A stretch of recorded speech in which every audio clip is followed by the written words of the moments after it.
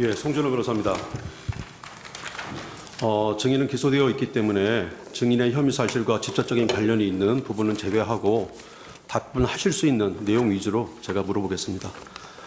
먼저 주신 분에 아까 잠깐 답변하신 게 있는데요. 그 부분 좀 먼저 확인하고 시작을 하겠습니다. 아까 검찰에서 진술하신 부분에 대해서 진술한 부분이 기재되지 않아서 이의를 제기했지만 기재되지 않았다라고 진술을 하셨는데요. 방금 말씀하신 게 맞죠?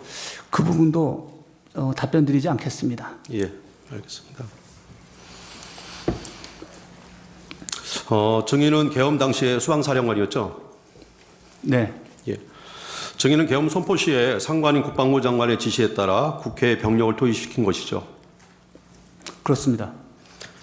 증인의 병력 투입 지시는 계엄법에 따른 적법한 지시였죠?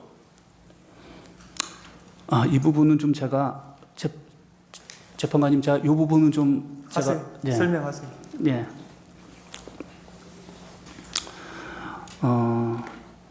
12월 3일 날 대통령님께서 계엄 선포 대국민 담화문을 발표하시는 걸 제가 봤습니다. 사실 그 직전에 장관님께서 미리 부대에 좀 가서 대기하라, 무슨 상황이 있을 수 있을 것 같다라는 말씀을 듣고 들어갔었거든요.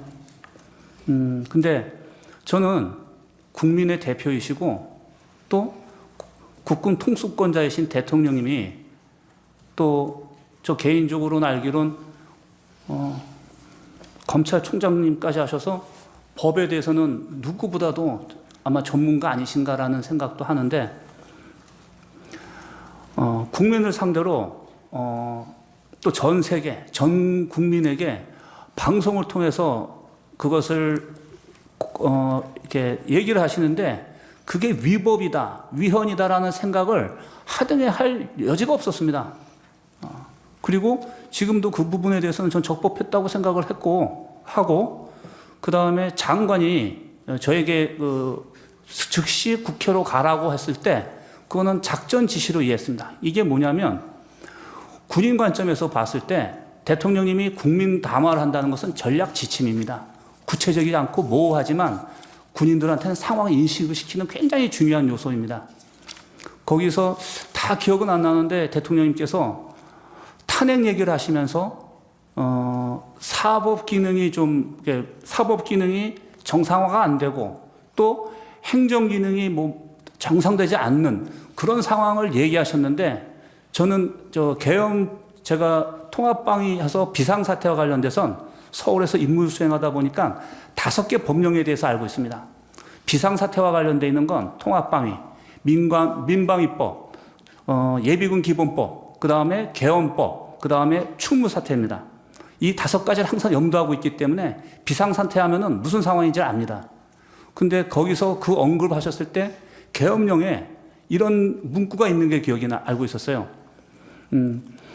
어떤 여러 가지 교란적인 이유로 그 행정과 사법 기능이 어떤 정상적으로 되지 않았을 때 그것을 회복하기 위해서도 계엄령이 선포되는 조건이다라는 걸 제가 알고 있었거든요. 그래서 위법은 아니면서 이게 상황이 그렇게 가고 있는 거구나라는 이해를 했습니다. 그리고 지금 저한테 질문 주셨는데 예. 김용현 장관이 국회로 출동 지시를 하셨을 때 그거는 제가 추후에 다시 여쭤보겠습니다. 있습니다. 여기까지가 제가 이해했던 상황입니다. 알겠습니다. 예. 증인은 계엄법 규정에 따라 적법하게 예하 부대를 국회에 출동시켰을 뿐이고 그 과정에서 무력을 행사하여 민간인에게 피해를 입히거나 다른 불법 행위를 저지르도록 지시한 바 없죠? 없습니다. 그 이유 거기에 대해서 좀 설명드리겠습니다. 연결이 되는데 그것도 추후에 제가 계속 여쭤봅니다. 알겠습니다. 예. 혹시 제가 여쭤보는 거에 미흡하면 그때 답변해 주시면 되겠습니다. 네. 예. 증인은 계엄법에 따라 계엄 발령 시 매뉴얼대로 예하 부대에 대한 지휘권을 발동하였을 뿐이고 내란죄로 체포 구속된 부분은 되게 억울한 부분이 있죠. 그 부분은 제가 답변드리지 않겠습니다. 예, 알겠습니다. 증인은 12월 3일 비상계엄이 불법이라고 생각했다면 예하 부대를 출동시키지도 않았을 것이죠. 아까 말씀하신 그대로 내용으로 가름하겠습니다. 예. 7번 사항 질문하겠습니다. 증인은 수사기관 조사에서 누차 너무 많은 전화를 받아서 누가 무슨 말을 했는지 헷갈린다는 취지의 진술을 자주 해왔습니다. 증인은 전속 보관에게도 기억이 하나도 나지 않는다라고 말한 바가 있으시죠? 사실 전혀 기억나지 않아서 12월 5일인가 6일 날 예, 부관한테 물어봤습니다. 어떤 얘기를 있었냐? 내가 기억이 아무것도 안 난다. 예, 라는 얘기를 부관한테 물어본 기억이 있어요. 예. 네. 알겠습니다.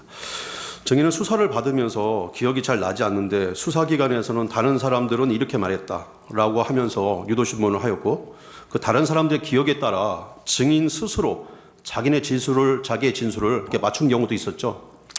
그거는 검사의 역할이라고 생각을 하고 예. 그거는 제가 크게 문제 삼지는 않습니다. 예, 알겠습니다. 개엄 전에 상황에 대해서는 약간 질문을 드리겠습니다. 2024년도에 대통령 국방부 장관, 경호처장, 그다음에 방첩사령관, 수방사령관이었던 증인 등이 몇 차례 모이는 자리가 있었죠. 네. 몇 차례 모이게 된 것은 증인을 포함한 참석 지휘관들이 수도권 방위와 대통령 경호 등에 대해서 협조 보대들이라 함께하는 경우가 있었던 것이죠. 저는 그렇게 생각하는데 또 이 부분에서는 제가 더 진술하고 싶지 않습니다. 예, 알겠습니다. 예.